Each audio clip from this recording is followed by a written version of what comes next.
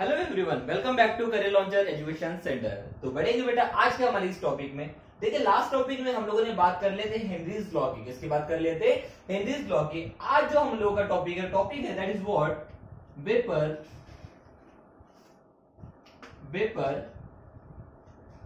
Pressure of liquid solution. क्या है बेटा आज का टॉपिक हमारा? Vapour pressure of liquid solution. देखिए मैंने यहाँ पे एक वर्ड मेंशन किया है, लिक्विड सॉल्यूशन। क्या वर्ड मेंशन किया है? Liquid solution. क्या समझ में आता है बेटा इससे? लिक्विड सॉल्यूशन इसका मतलब मेरा जो सॉल्यूशन है वो लिक्विड सॉल्यूशन। इसका मतलब देखिए मैंने लास्ट टाइम आप लोगों को बताया था जो सॉल्यूशन का फेज होता है, जो सॉल्यूशन का क्या होता है बेटा? फेज ऑफ सॉल्यूशन जो होता है वो डिपेंड करता है किसके ऊपर डिपेंड करता है? That is what? सॉल्वेंट के ऊपर डिपेंड करता है। किसके ऊपर डिपेंड करता है? सॉल्वेंट के ऊपर डिपेंड करता है। अगर मान के चलिए सॉल्वेंट मेरा सॉलिड है तो सॉल्यूशन भी मेरा सॉलिड रहेगा। सॉल्वेंट अगर मेरा लिक्विड है इसका मतलब मेरा सॉल्यूशन भी लिक्विड रहेगा। सॉल्वेंट अगर मेरा गैसेस है इट मींस दैट मेरा सॉल्यूशन भी क्या रहेगा? गैसेस रहेगा। मैं यहाँ पे लिक्विड सॉल्यूशन की बात कर रहा हूं। इसका मतलब ये है कि जो हमारा सॉल्वेंट का फेज है वो कौन सा रहने वाला है? लिक्विड रहने वाला है। लेकिन सर यहाँ पे तो फिर हम लोग लिक्विड सॉल्यूशन में तीन टाइप के सॉल्यूशन देख सकते हैं। एक सॉलिड इन लिक्विड, दूसरा देख सकते हैं लिक्विड इन लिक्विड, और तीसरा देख सकते हैं गैसेस इन लिक्विड। बराबर है ना? ये चीज देख सकते हैं। लेकिन इसके पहले थोड़ा सा याद करने की कोशिश कीजिए बेटा। गैसेस इन लिक्विड में जो प्रेशर की बात होती है इस रिगार्डिंग हम लोग ऑलरेडी हेनरीज लॉ में पढ़ चुके हैं। हेनरी लॉ में पढ़ चुके हैं। ऐसा और no? That is what? Gases in a liquid. तो अभी हमें जो पढ़ना है vapour pressure in a liquid solution. किसके लिए पढ़ना है? सॉलिड इन अ लिक्विड और लिक्विड इन अ लिक्विड के लिए पढ़ना है। किसके लिए पढ़ना है? Solid in a liquid and liquid in a liquid के लिए पढ़ना है। कोई दिक्कत है बेटा? तो लेट्स स्टार्ट। हम लोग पढ़ना चालू करने वाले हैं vapour pressure of liquid solution में। लिक्विड इन अ लिक्विड के लिए सबसे पहले बाद में पढ़ेंगे सॉलिड इन अ लिक्विड के लिए। ओके चलो लेट्स स्टार्ट। तो आज का हमारा जो टॉपिक है दैट इज व्हाट? सबसे पहले हम लोग पढ़ेंगे vapour pressure of liquid solution of liquid in liquid. Okay so देखिए बेटा मैं क्या बोल रहा हूं बेटा, लिक्विड इन लिक्विड की बात चल रही है। इसका मतलब लिक्विड इन लिक्विड मतलब मेरा सोलूट जो है क्या है बेटा? सोलूट जो है वो भी लिक्विड है। और उसके बाद सॉल्वेंट जो है वो भी क्या है बेटा? सॉल्वेंट वो भी क्या है? वो भी हमारा क्या है? लिक्विड है। ऐसा और नो? तो देखिए सबसे पहले हम वेपर प्रेशर क्या होता है ये समझने की कोशिश करेंगे बाय द कंसेप्ट। समझने की कोशिश कीजिए, बहुत ही इजी है। बस समझने की देरी, आपका कॉन्सेंट्रेशन बताएगा कि आपको कितना समझा है। ठीक है, एक एग्जांपल के तौर पे मान के चलते हैं। सपोज करते हैं ये एक मेरा क्लोज कंटेनर है। ये एक मेरा क्या है? क्लोज कंटेनर है। ध्यान समझने की कोशिश कीजिए। ये एक मेरा क्लोज कंटेनर है। इस क्लोज कंटेनर में मैंने क्या लिया है बेटा? सोलूट लिया है। क्या लिया है बेटा? सोलूट लिया है। सोलूट, सिर्फ सोलूट लिया है। ओके समझने की कोशिश कीजिए। ये क्लोज कंटेनर है। इस क्लोज कंटेनर में मैंने क्या लिया बेटा? सोलूट लिया है, जिसको मैं कंपोनेंट 1 भी कहता हूं। ओके अब सबसे इंपॉर्टेंट चीज क्या है बेटा? ये जो सोलूट है ये प्योर फॉर्म में, कौन से फॉर्म में? प्योर फॉर्म में। मतलब यहाँ पे सोलूट के अलावा और कोई चीज नहीं है, मतलब सिर्फ कंपोनेंट फर्स्ट है। ओके अब मान के चलिए अगर मैं यहाँ पे टेम्परेचर प्रोवाइड करता हूँ, क्या प्रोवाइड करता हूँ बेटा? टेम्परेचर प्रोवाइड करूंगा तो क्या हो जाएगा? ये जो मेरा सोलूट है बेटा, ये जो मेरा सोलूट है, लिक्विड जो सोलूट है, ये वेपर फॉर्म में कन्वर्ट होना चालू हो जाएगा। क्या होना चालू कर देगा? वेपर फॉर्म में कन्वर्ट हो जाएगा। ऐसा और नो? तो होता क्या है कि सबसे पहले हम लोग जैसे जानते हैं कि ये जैसे मेरा लिक्विड सोल्यूशन है, लिक्विड सोलूट है। इस लिक्विड सोलूट है, लिक्विड है, इसका मतलब क्या हो जाएंगे? यहाँ पे इसके पार्टिकल भी रहेंगे। ये जो सरफेस है इसका, इस सरफेस के ऊपर क्या रहेंगे? हमारे लिक्विड के पार्टिकल रहेंगे। ऐसा और नो? ये जो हमारा सरफेस है, ये जो लिक्विड का सरफेस है, लिक्विड से सरफेस के ऊपर क्या रहेंगे? उसके पार्टिकल भी रहेंगे। मानते चीज को? हाँ है ना? अब सबसे इंपॉर्टेंट चीज क्या बेटा? जैसे मैं यहाँ पे टेम्परेचर प्रोवाइड करूंगा, जैसे मैं यहाँ पे क्या करूंगा? टेम्परेचर प्रोवाइड करूंगा तो क्या हो जाएगा? टेम्परेचर प्रोवाइड करने के बाद जो हो जाएगा अपर सरफेस के ऊपर, सरफेस एरिया के ऊपर जो भी मेरे पार्टिकल होंगे वो सबसे पहले क्या हो जाएंगे? वेपर फॉर्म में कन्वर्ट होना चालू करेंगे। ऐसा नो?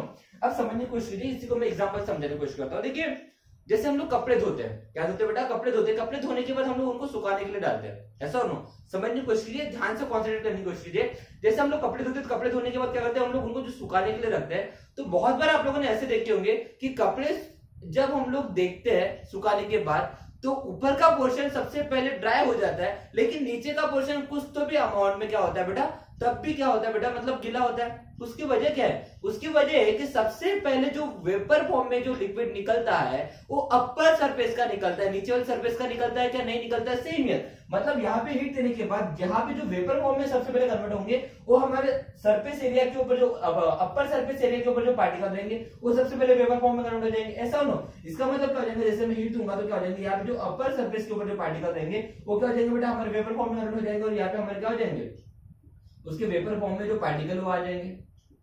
इतना समझा, ऐसा हो।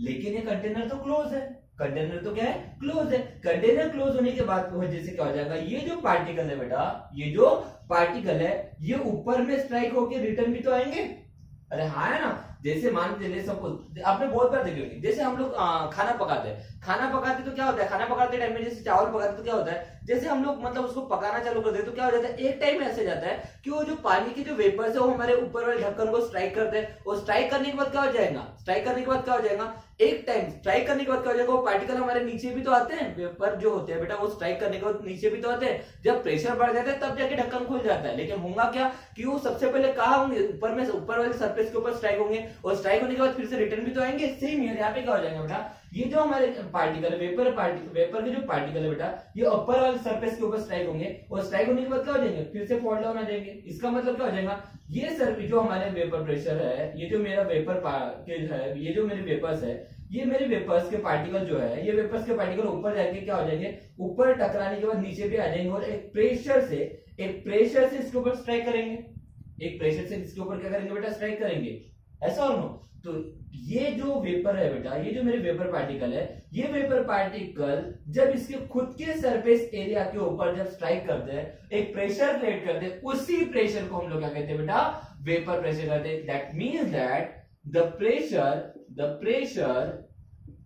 exerted by vapors on its own surface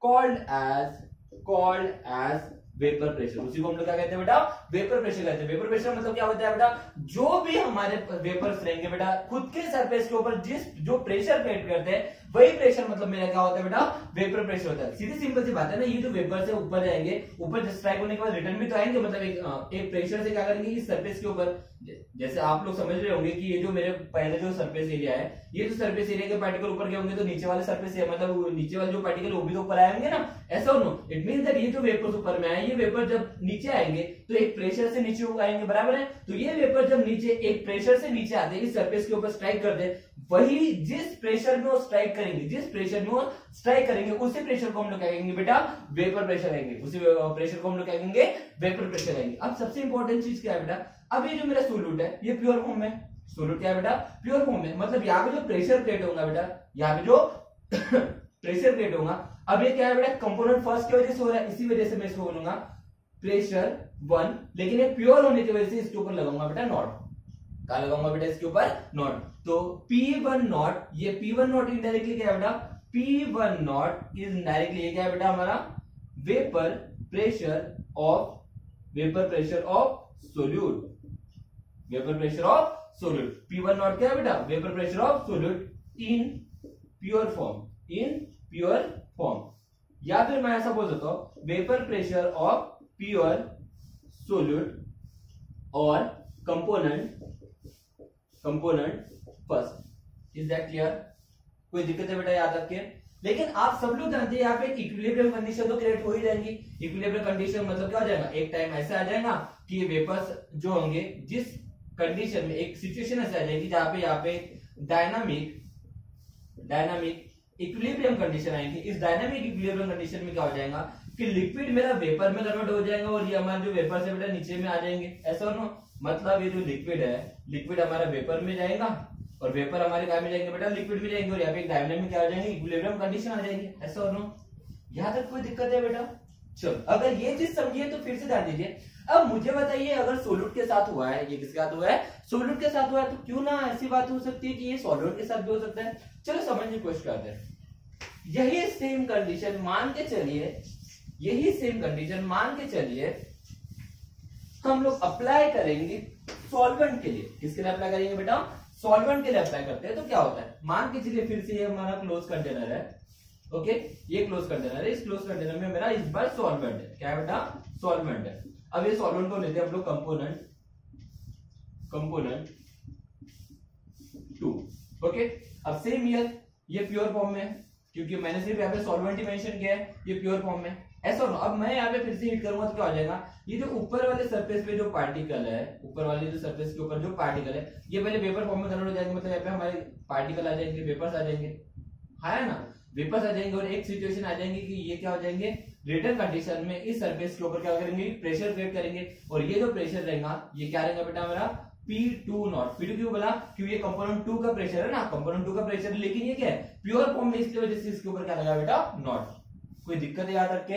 लेकिन यहाँ पे भी डायनामिक इक्विलिब्रियम कंडीशन आ जाएंगे। डायनामिक इक्विलिब्रियम कंडीशन इसके पहले पे मैं एक्सप्लेन कर चुका हूँ कि मतलब यहाँ से जितने पार्टिकल ऊपर जाएंगे उतने पार्टिकल ऊपर से नीचे भी आएंगे, ऐसा और नो। तो दैट इज व्हाट, यहाँ पे भी क्या जाएंगे, इक्विलिब्रियम कंडीशन आएंगे, जहाँ पे लिक्विड फिर से कन्वर्ट हो जाएगा, लिक्विड जाएगा हमारा काय में? वेपर में, और वेपर काय में आ जाएंगे हमारे लिक्विड में आ जाएंगे। Is that clear? कोई दिक्कत है? It means that P2 not मतलब क्या हो जाएगा? बताइए, P2 नॉट का मतलब क्या हो जाएगा? बोलो जल्दी से। Vapour pressure of pure solvent, vapour pressure of pure solvent, जिसको हम लोग क्या बोलेंगे? कंपोनेंट 2 बोलेंगे, ऐसा और नो? कोई दिक्कत है बेटा याद रखे? P1 नॉट P2 नॉट समझा आप लोगों को? चलो बढ़िया। अगर ये चीज समझिए ना, तो अब थोड़ा सा ध्यान दीजिए, क्योंकि अब बहुत ही इंपॉर्टेंट चीज हम लोग बात करने वाले। ध्यान दीजिए। अब मैंने क्या किया, मैंने सोलूट के प्रेशर को देख लिया, मैं सॉल्वेंट के भी प्रेशर को देख लिया। अब सपोज करते हैं हम सेम कंडीशन अप्लाई करेंगे, लेकिन सॉल्यूशन के लिए लेंगे। किसके लिए लेंगे बेटा? सॉल्यूशन के लिए, बिकॉज मुझे vapour pressure of liquid solution देखना है। किसके लिए? लिक्विड इन लिक्विड के लिए देखना है। इसका मतलब मैं अब थर्ड कंडीशन अप्लाई करने जा रहा हूँ। ध्यान दीजिए, यहाँ पे मैं थर्ड कंडीशन अप्लाई करने जा रहा हूँ। अब इस थर्ड कंडीशन मैंने क्या लिया बेटा? यहाँ पे मैंने सॉल्यूशन लिया है। क्या लिया बेटा? सॉल्यूशन, ओके, सॉल्यूशन लिया है। अब सॉल्यूशन का मतलब क्या होगा? सोल्यूट प्लस सॉल्वेंट, ऐसा होगा। इसका मतलब component first plus component second की बात कर रहा हूं। कोई दिक्कत है बेटा याद रखे? अब सीधी सिंपल से बात है, ये सॉल्यूशन है, सोल्यूट प्लस सॉल्वेंट है। इसका मतलब जो अपर सरफेस पे जो हमारे पार्टिकल रहेंगे, क्या वो सिर्फ सोल्यूट के रहेंगे या सिर्फ सॉल्वेंट के रहेंगे? नहीं बेटा, वो दोनों के रहेंगे, बराबर है ना। मतलब सोल्यूट के भी पार्टिकल रहेंगे और किसके पार्टिकल रहेंगे बेटा? हमारे सॉल्वेंट के भी पार्टिकल रहेंगे। तो मैं कुछ इस तरह से अरेंज कर देता हूं, ओके। कुछ तो भी अरेंज कर लेते समझने के लिए कि यहाँ पे सोल्यूट के भी पार्टिकल है और सॉल्वेंट के भी पार्टिकल है, ओके, कुछ इस तरह से। अब सपोज कीजिए मैं फिर से इसको हीट करूंगा, तो मुझे बताइए हीट करने के बाद क्या हो जाएगा? अब क्या सिर्फ यहाँ पे सोल्यूट के पार्टिकल्स वेपर फॉर्म में कन्वर्ट हो जाएंगे क्या, या फिर सिर्फ सॉल्वेंट के पार्टिकल वेपर फॉर्म में कन्वर्ट हो जाएंगे क्या? नहीं, अब दोनों के दोनों लिक्विड फॉर्म में। इसका मतलब दोनों के दोनों क्या हो जाएंगे? वेपर फॉर्म में कन्वर्ट हो जाएंगे। इसका मतलब अगर ये सोल्यूट के पार्टिकल है, सोल्यूट के पार्टिकल अगर ऊपर में जाते हैं, मतलब मान के चलिए अब यहाँ पे जो पार्टिकल है, ये जो पार्टिकल आए हैं, ये जो मेरे वेपर्स आए, वेपर्स के पार्टिकल है। अब इन वेपर्स के पार्टिकल में सिर्फ मुझे बताइए सोल्यूट के पार्टिकल है या सिर्फ सॉल्वेंट के पार्टिकल है? दोनों के रहेंगे ना, मतलब सोल्यूट के पार्टिकल भी रहेंगे, सॉल्वेंट के पार्टिकल भी रहेंगे। मानती इस चीज को? ये जो मेरा वेपर्स है बेटा, इस वेपर्स में क्या है? सोल्यूट के भी पार्टिकल है और सॉल्वेंट के भी पार्टिकल है। इसका मतलब अगर मान के चलिए सोल्यूट के पार्टिकल वेपर फॉर्म में कन्वर्ट हुए हैं, इसका मतलब ये फिर से रिटर्न बैक भी आएंगे, हाँ है ना। इसका मतलब ये जो प्रेशर क्रिएट हुआ है, ये किसकी वजह से हुआ है बेटा? सोल्यूट की वजह से हुआ। सोल्यूट को हम लोग कंपोनेंट 1 बोले, मतलब P1 बोलेंगे इसको, हाँ है ना। उसके बाद मुझे बताइए सिर्फ सोल्यूट का प्रेशर थोड़ी गिरेगा यहाँ पे, सोल्यूट ही अपना प्रेशर क्रिएट करेंगे कि नहीं? सॉल्वेंट भी अपना प्रेशर क्रिएट करेंगे, मतलब सॉल्वेंट के जो वेपर्स है वो भी हमारा अपना प्रेशर क्रिएट करेगा। इसका मतलब मान के लिए अगर ये सॉल्वेंट अगर अपना प्रेशर क्रिएट करता है उसकी सरफेस के ऊपर, तो इसका प्रेशर क्या रहेगा? P2 रहेगा, कंपोनेंट 2 का रहेगा, ऐसा नो। लेकिन मुझे बताइए यहाँ पे जो टोटल प्रेशर रहेगा, क्या रहेगा बेटा? टोटल प्रेशर रहेगा। अब ये टोटल प्रेशर सिर्फ सोल्यूट का रहेगा या सिर्फ सॉल्वेंट का रहेगा? दोनों का मिलकर रहेगा। इसका मतलब मैं यहाँ पे बोल सकता हूँ कि कुछ प्रेशर मेरे ये सोल्यूट की वजह से आएगा और कुछ प्रेशर मेरा किसकी वजह से आएगा बेटा? सॉल्वेंट की वजह से आएगा। कुछ आएगा, इसका मतलब मैं ये बोल सकता हूं अब मेरा यहाँ पे कंडीशन सीधी सिंपल से बेटा, इस बार हमारे यहाँ पे सोल्यूट और सॉल्वेंट दोनों है, मतलब प्योर फॉर्म की बात तो है नहीं। इसका मतलब मैं ये बोल सकता हूँ कि कुछ प्रेशर हमारा सोल्यूट का लगेगा और कुछ प्रेशर हमारा किसका रहेगा बेटा, सॉल्वेंट का रहेगा। इसी वजह से मैं यहाँ पे बोल सकता हूँ अब pressure excited by vapours on its own surface, इसका मतलब क्या होता है वेपर प्रेशर। इसका मतलब ये जो वेपर प्रेशर है, कुछ पार्शियल वेपर प्रेशर हमारा सोल्यूट करेगा, कुछ पार्शियल वेपर प्रेशर किसका रहेगा बेटा, सॉल्वेंट करेगा। इसका मतलब मैं बोल सकता हूँ PS इक्वल टू क्या बोल सकता हूँ बेटा, P1 प्लस P2 बोल सकता हूँ। क्या बोल सकता हूँ, PS इक्वल टू क्या बोल सकता हूँ, P1 प्लस P2 बोल सकता हूँ कि नहीं। लेकिन इस बार जो हमारा P1 है, ये P1 है, जो P1 क्या है बेटा, partial vapour pressure of solute. ये क्या है बेटा, पार्शियल वेपर प्रेशर, कुछ अमाउंट ऑफ प्रेशर जो क्रिएट हुआ। प्योर है क्या, नहीं है, इसलिए सिर्फ यहाँ पे P1 लगाया, नॉट लगाएगा नहीं, नॉट लगाया तो समझ लेना ये प्योर वाली बात चलिए। ओके, तो P2 क्या हो जाएगा, that is what, partial vapour pressure of solvent. क्या हो जाएगा, partial vapour pressure of solvent. यहाँ तक कोई दिक्कत है बेटा?